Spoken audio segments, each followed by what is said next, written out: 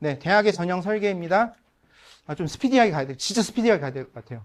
서울대에서 여러 가지 변화하는 안을 내세웠는데, 뭐 앞에 다른 건 다 빼고요. 중요한 핵심 몇 가지만 말씀드리면, 면접이 좀 바뀐다는 겁니다. 그래서 이 면접을 모집 단위에 따라 요런 면접, 요런 면접, 요런 면접, 요 세 가지 중에 하나를 선택을 해서 할 거고요. 이거에 대한 아직 구체적인 안이 아직 나오진 않았는데, 요거는 개발되는 대로 학교로 보급하겠다라고 안내를 하고 있습니다. 두 번째, 서울대가 정시에서 전형의 변화를 가져왔습니다.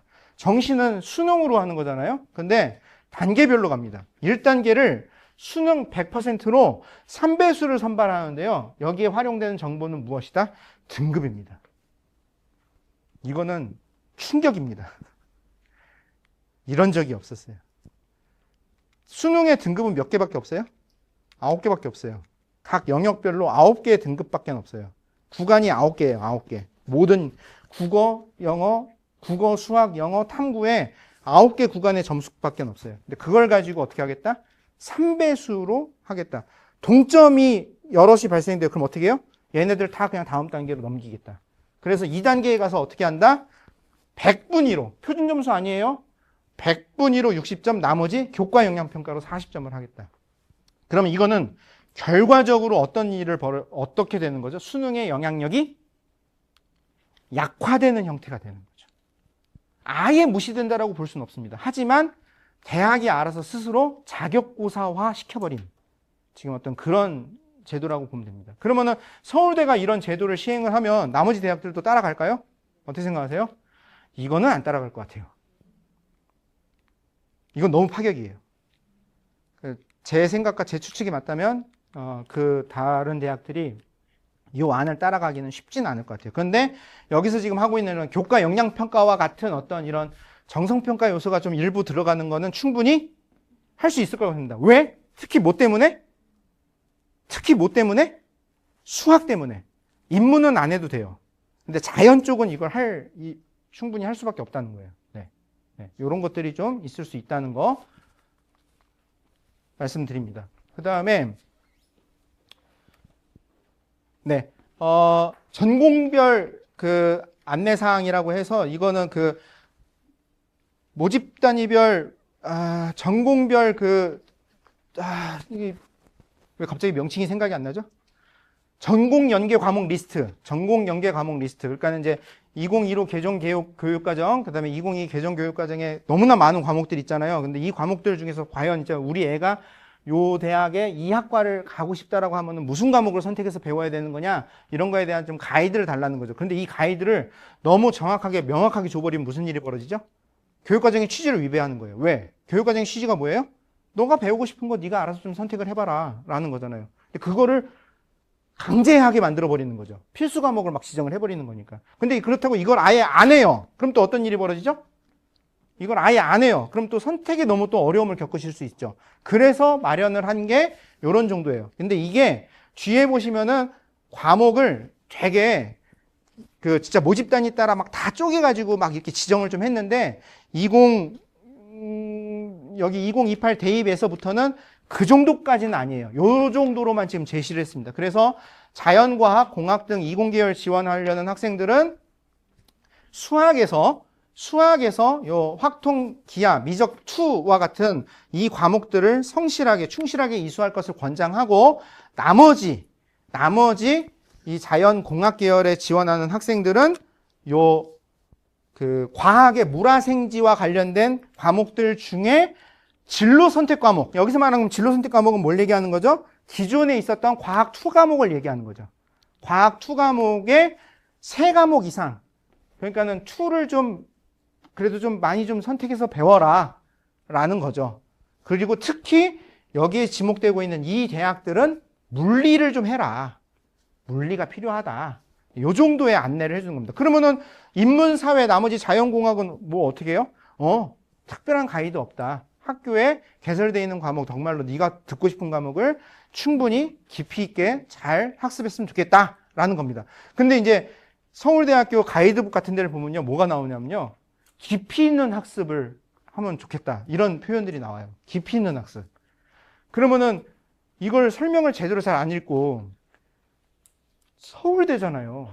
깊이 있는 학습을 하래요. 그럼 이제 다들 무슨 생각하시는 거죠? 아, 고등학생 수준을 좀 뛰어넘는, 뭔가 좀 대학생들이 좀 배울 법한 내용들도 좀 배우는, 그러니까 세특에 그런 내용도 좀 기록을 좀 해야 되는 그런 상황이 만들어져야 되는 거 아니냐, 뭐 이런 생각 하실 수 있죠. 근데 교육 과정에서 얘기하는 깊이 있는 학습은 뭐다? 깊이 있는 학습은 교과 지식을 더 많이 학습해야 된다거나 더 어려운 수준, 대학 수준의 어떤 이론까지 학습해야 함을 의미하는 것이 아니라는 겁니다. 네, 이게 아니라는 거예요. 그럼 도대체 뭐냐? 제대로 배우는 걸 의미하는 거예요. 배워야 할 내용을 제대로 배우는 것이 깊이 있는 학습이다라는 것을 강조하고 있습니다. 사실은요, 조금 이제 이런 게 좀 많이 논란이 되고 있어요. 지금 2, 3학년 학생들도 이제 자꾸 좀 이제 여기 뭐 세특을 좀 아주 그럴싸한 뭔가 좀 어려운 깊이 있는 내용을 적어야 대학에서 좀 이렇게 봐주지 않겠느냐, 뭐 이제 막 이런 좀 오해 아닌 오해들을 많이 하시는데 그게 아니라는 거예요. 이미 지금 고등학교에 개설되어 있는 여기에 지금 제시되고 있는 이 과목만도 충분히 어려워요. 충분히 애들이 다 자기 것으로 소화하기 쉽지 않은 상황이라는 겁니다. 그래서 너무 막 그걸 오버하려고 하지 말고 자기 것으로 제대로 배우는 학습을 좀 해야 된다. 그 부분을 강조해서 말하고 있습니다. 네, 이거는 이제 지금 여기 계신 분들하고는 관계없는 건데 지금 2026, 27 애들이 따라야 할 그 권장 과목 리스트예요. 전공 연계 과목 리스트예요. 이렇게 핵심 권장 과목과 권장 과목으로 모집 단위에 따라서 이렇게 다 구분이 되어 있고요. 그래서 이렇게 다 해 있는 거예요. 여기서 제시되어 있는 원칙을 보면요. 전문 교과, 그러니까 특목고 애들이 들을 수 있는 그런 과목들은 여기 지금 제시가 돼 있다, 안 돼 있다? 하나도 안 돼 있어요. 전부 다 일반고 애들이 들을 수 있는 과목으로만 개설돼 있어요. 그럼 이건 결국 무슨 의미가 있다? 일반고에서도 충분히 깊이 있는 학습을 한 학생이라면은 우리는 서울대에서 충분히 너희를 뽑아줄 수 있다는 신호를 주는 거고요.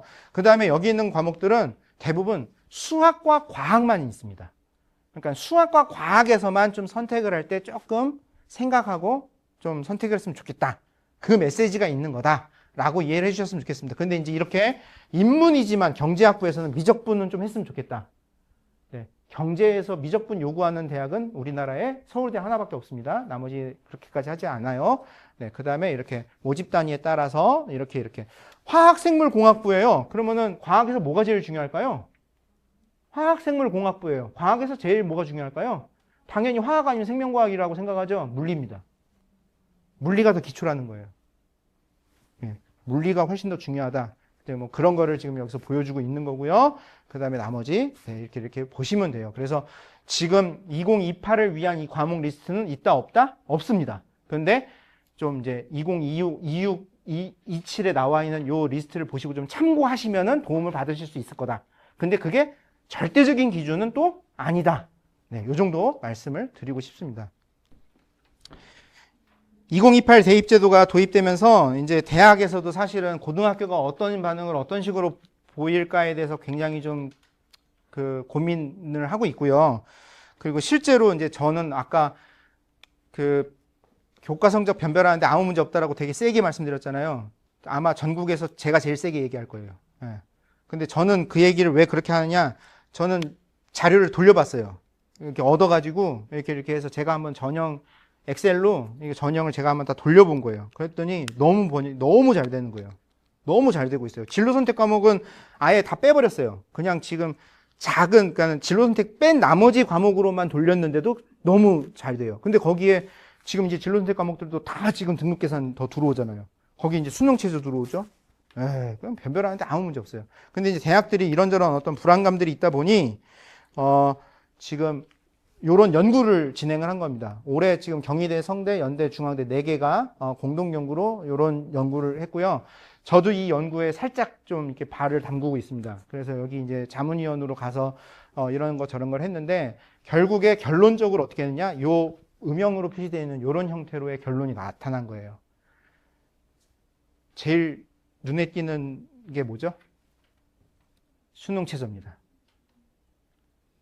너무 아쉽습니다. 저는 여기 연구 가서 교과와 논술까지는 모르겠다 하지만 종합까지 수능 체제를 붙인다는 거는 좀 너무 과한 거 아니냐. 이렇게 되면 애들이 고등학교에서 그 학종다운 어떤 수업을 이수하기가 너무 어렵게 되지 않겠느냐라고 굉장히 좀 제가 막 울분에 차서 막 하소연하듯이 막 계속 얘기하고 했는데 저 같은 주장을 하는 사람이 한 2명인가 밖에 없었어요. 나머지는 다 뭐라고 생각을 하는 거죠? 5등급으로 줄어드니 변별할 수 있는 요인이 줄어든다라고 보는 거죠. 그럼 이제 이거를 보완한 뭔가가 필요하다라고 보는 거고, 근데 지금 현재 나타나 있는 자료 중에 그나마 그래도 제일 확인할 수 있는 건 무엇이다? 네, 수능이다라고 확인을 하는 거예요. 그래서 수능 자체가 지금 좀 여러 가지 문제는 있곤 하지나 어쨌든 결국은 이제 이런 수능 체제를 좀 이렇게 도입해야 되는 게 아니냐라는 식으로 지금 일단 요 4개 대학들은 이런 식으로 지금 좀 정리가 됐습니다. 근데 이제 이것만으로 그럼 또 어떤 유불리를 계산 또는 어떤 뭐 지금 판단들을 하실 수 있을까요? 이건 아니에요. 이게 실제로 반영이 된 시행 계획을 봐야 이제 그걸 가지고 뭔가 어떤 판단을 할 수 있을 거라고 봅니다. 그러면서 발빠르게 경희대에서는 2028 자연계열 교과이수 권장과목 개정안을 발표를 했습니다. 이게 이제 3월 얼마 안 돼요. 한 달도 안 된 것 같아요. 이제 발표를 했는데요. 이게 이제 여기에 이제 이 기존에 있었던 2015 개정교육과정의 핵심 과목과 권장 과목, 그다음에 바뀐 부분에서 핵심 과목과 권장 과목을 이렇게 대비를 해서 이렇게 지금 하고 있습니다. 보시면은 제일 중요하게 제일 눈에 뜨는 게 뭐냐?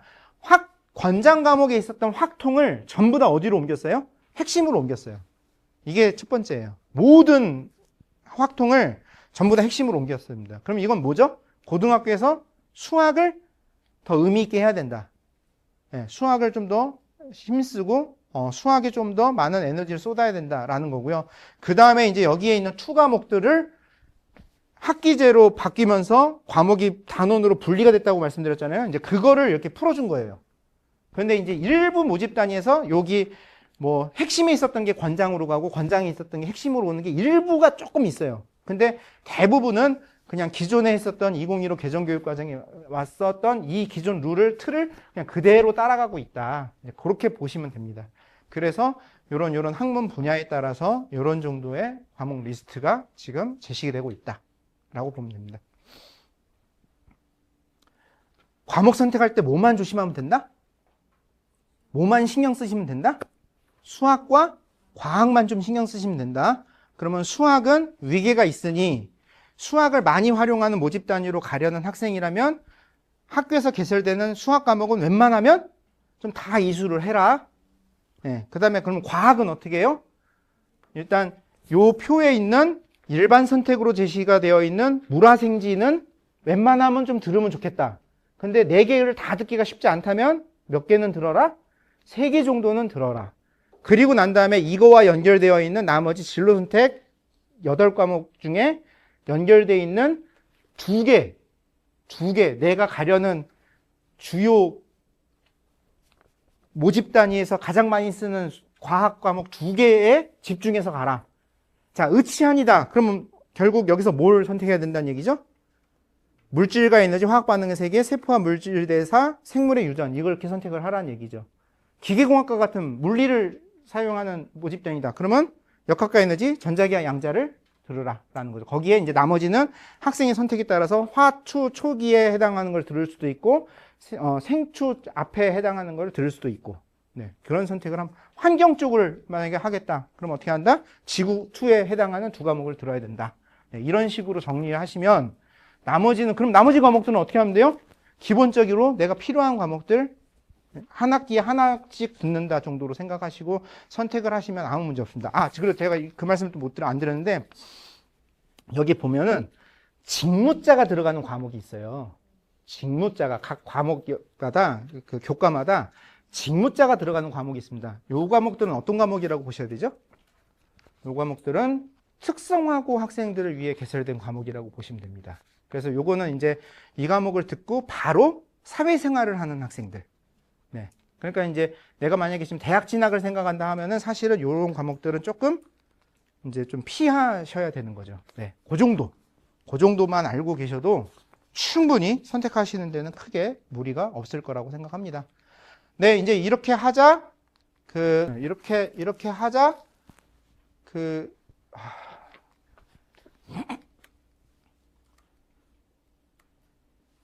이제 동국대에서도 이 모집 단위별 전공 관련 교과 영역 이런 거를 좀 이렇게 제시를 했습니다. 그래서 여기서는 인문에 해당하는 것들도 이렇게 좀 제시를 했는데요. 근데 여기서 주목하실 게 뭐냐? 되게 애매한데요. 요 설명이에요. 전공 관련 교과 영역이라고 제시해서 이 자료를 만들었어요. 근데 여기서 얘기하는 전공 관련 교과 영역은 뭐냐? 교과보다는 세밀한 거예요. 근데 과목보다는 광범위한 거예요. 그러니까 다시 얘기해서 뭐냐? 이 표로 해결되지 않은 중간 어딘가를 의미하는 거예요. 네. 그러니까 되게 애매하게 좀 표시를 했어요. 그런데 그냥 상식적인 입장으로 접근하시면은 뭐 충분히 해결할 수 있을 것 같습니다. 영문과라면 당연히 어느 과목에 집중해야 돼요? 네, 영어 또는 문화, 언어와 관련된 문화와 관련된 과목에 집중하면 좋겠다. 네, 이런 식이에요. 사학과, 역사학이다. 어디에 집중하면 좋겠다? 언어와 관련된, 역사와 관련된 그 사료를 구성하는 한문과 관련된 이런 과목들을 좀 많이 들었으면 좋겠다. 이런 식으로 보시면 됩니다. 근데 이제 보시면은 수학에 볼드 처리가 돼 있죠. 인문에서 수학 안 필요하다고 생각하시는데 그렇지 않다. 이런 경영이나 경제 관련 과목들에는 수학이 굉장히 많이 필요하다. 그 부분 얘기 드리는 거고요. 그 다음에 나머지 요 모집 단위들도 앞에서 설명드린 그 원칙, 그 모집 단위에서 제일 많이 다루고 그 모집 단위에서 가장 필요로 하는 베이스가 되는 과목이 뭔가를 생각하시면 충분히 유추될 수 있는 그런 설명이다 라고 보시면 됩니다.